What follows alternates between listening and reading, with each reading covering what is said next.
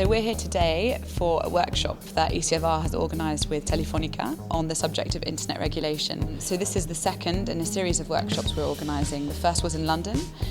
Here today we're obviously in Berlin, and then we're moving on to Washington, then Brussels, and then we finish off in Madrid. We believe that to really tackle the issue of internet regulation, you need to bring together all the different stakeholders. And when it comes to governing the internet, that's private sector. If you think about it, all of the platforms are owned by private sector companies.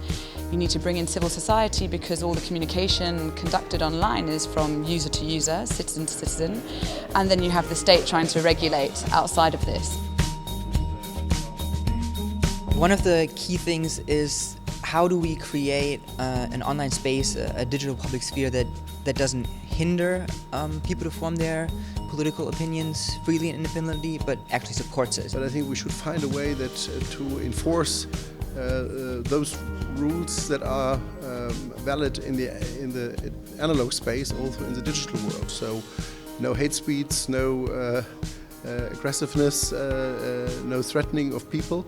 So I think the key issue on regulation is how do we grapple with the new type of economy and make sure it serves a public interest. Bringing the right actors together and create together a stable, secure and free internet. That's the level where most of the regulation takes place, with the exception of Relatively easy. Some of the key questions that came up today were not whether or not we should regulate, but how we should regulate. So smart regulation, better regulation, not just more regulation. This regulation should be constantly revisited through a review system whereby you see whether or not it's working. Is it having a negative impact? Is it having no impact? Is it having a positive impact?